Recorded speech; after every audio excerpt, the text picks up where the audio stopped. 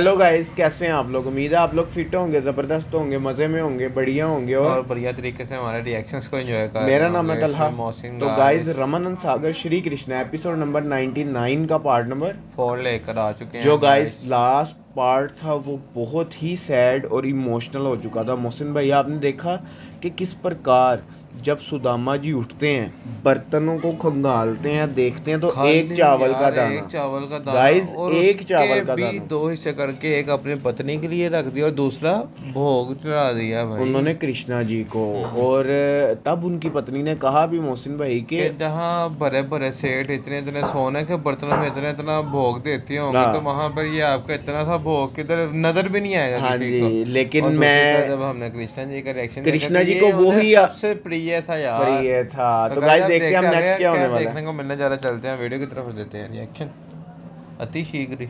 अति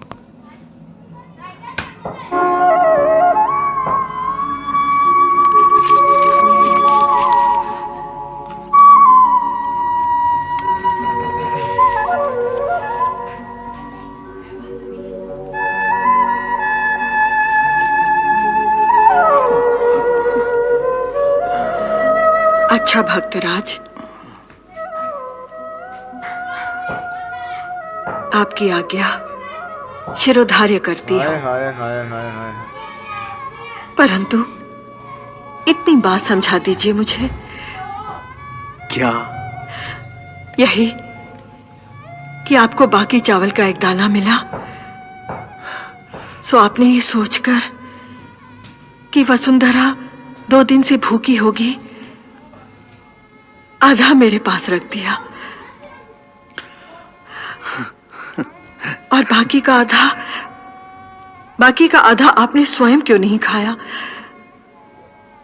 अपने उस भगवान को खिलाने क्यों चले गए?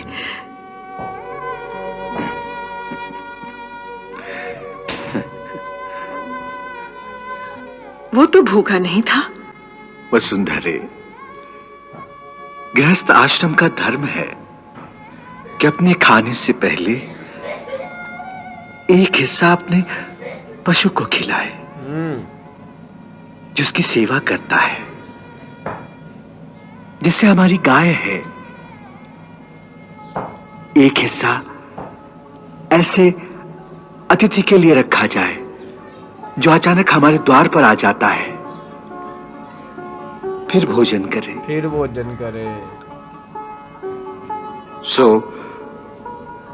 मैंने सोचा इस आधे चावल में इतने सारे काम तो हो ही नहीं सकते, इसलिए इसे उन्हें अर्पण कर दूं जो विश्वात्मा हैं। कदाचित वो इससे संतुष्ट हो जाएं, तो संसार के सभी प्राणियों की भूख मिट जाए। इसलिए ये उन्हें ही अर्पण करने जा रहा हूं। हाय हाय हाय यार, लेवल। यदि ऐसा ही है तो ये लो, मेरे चावल का आधा दाना भी साथ ही चढ़ा दो। क्यों? तुम नहीं खाओगी? नहीं, भूख लगी होगी।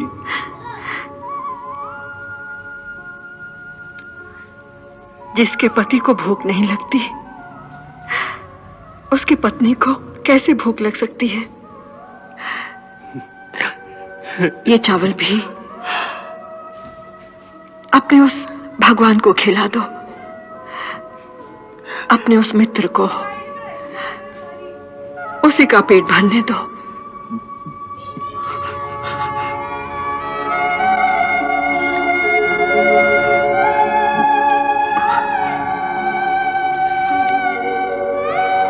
प्रभु को भेंट करना है तो अपना हिस्सा अपने हाथों से अर्पण करो, अपने हाथों से। परंतु श्रद्धा और भक्ति भक्ति के साथ। क्या बात है, जबरदस्त। अब आओ। 2 दिनों से भूखे, चावल का आधा दाना मिला, वो भी बस बर्तन में डाला।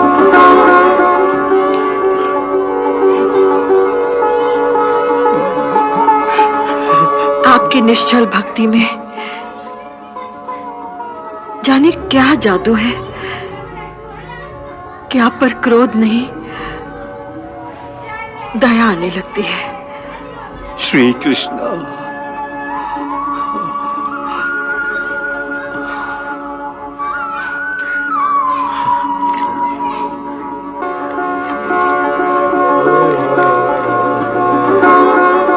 मोहसिन भाई देखो आप,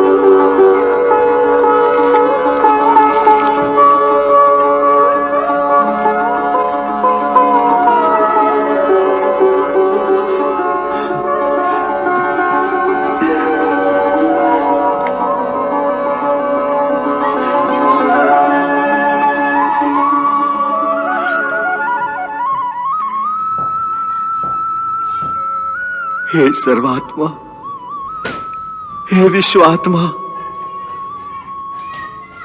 शास्त्र कहता है श्रद्धा और भक्ति से अर्पण किया हुआ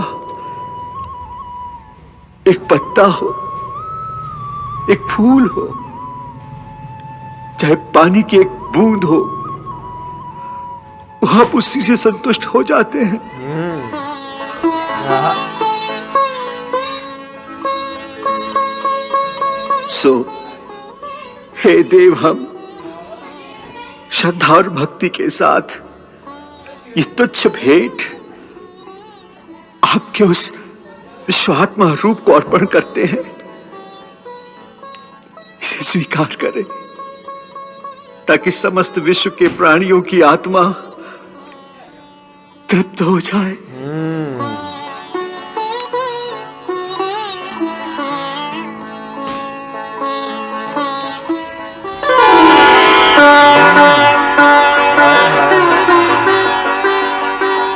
लीजिए, आपके हिस्से का भी आ गया।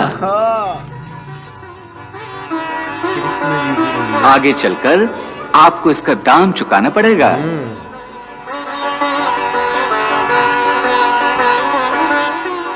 अहम विश्वात्मने स्वाहा। इसमें विश्व की समस्त आत्माएं संतुष्ट हों।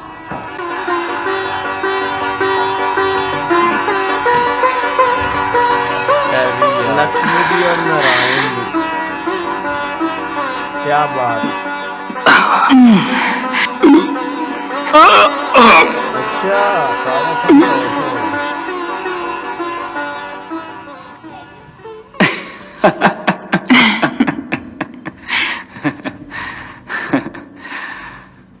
वाह, ये आज कृष्ण पहली जी बार की लीला।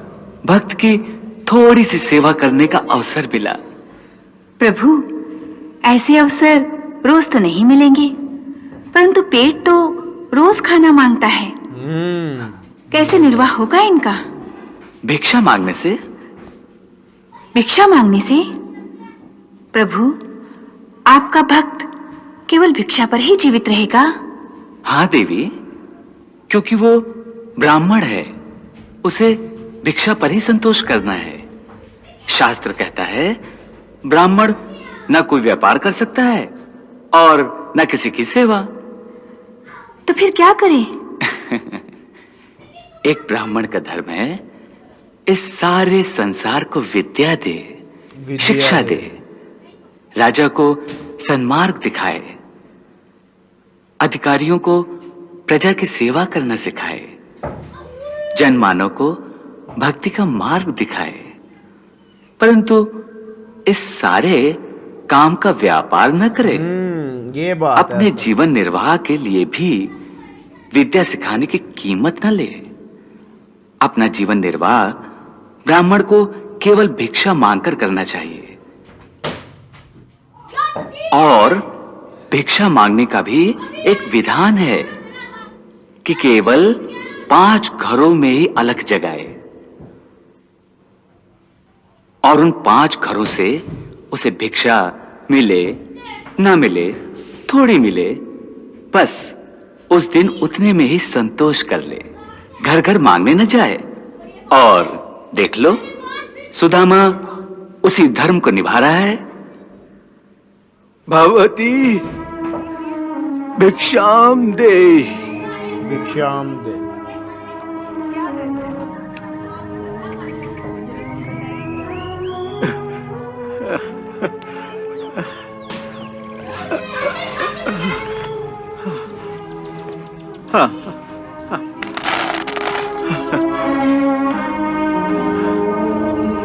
श्री कृष्णा श्री कृष्णा श्री कृष्णा श्री कृष्णा श्री कृष्णा श्री कृष्णा। ये वो कोई तो बाहर नहीं कर सकते, भिक्षा पे ही उनको संतोष करना होता। भगवती भिक्षाम दे, भिक्षाम दे भगवती।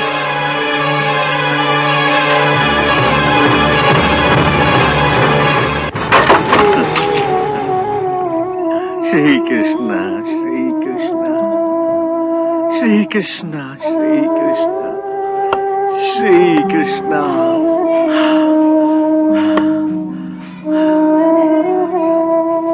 भगवती भिक्षाम दे। श्री कृष्णा श्री कृष्णा से आप वो श्री कृष्णा टाइम ऐसा आगे के साथ वादे पाते हैं। श्री कृष्णा श्री कृष्णा श्री कृष्ण के लब पर एक ही बात है, श्री कृष्ण।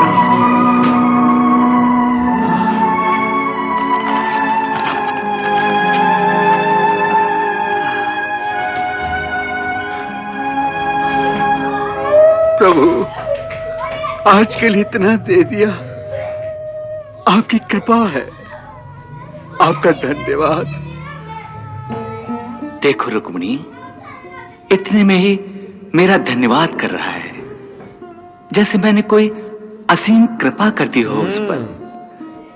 हालांकि ये उसका अपने कर्मों से कमाया हुआ प्रारब्ध है। मैंने अपनी तरफ से उसमें एक दाना भी नहीं डाला।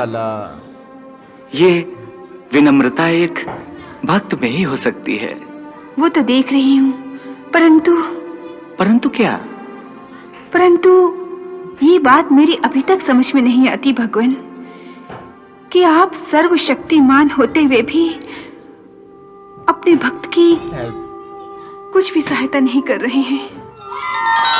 तो गाइस यहाँ खत्म हुआ ये एपिसोड। ये मौसम भाई बहुत ही इमोशनल भी था। एक इसमें एक खुशी वाला मोमेंट भी था जब उन्होंने, आप ये देखो, जब जो होते हैं उनकी पत्नी जो है वो भी उस पर संतोष करके वो भी इस अर्पण करने जाती हैं आधे चावल के दाने का, सुदामा जी की जो होती हैं।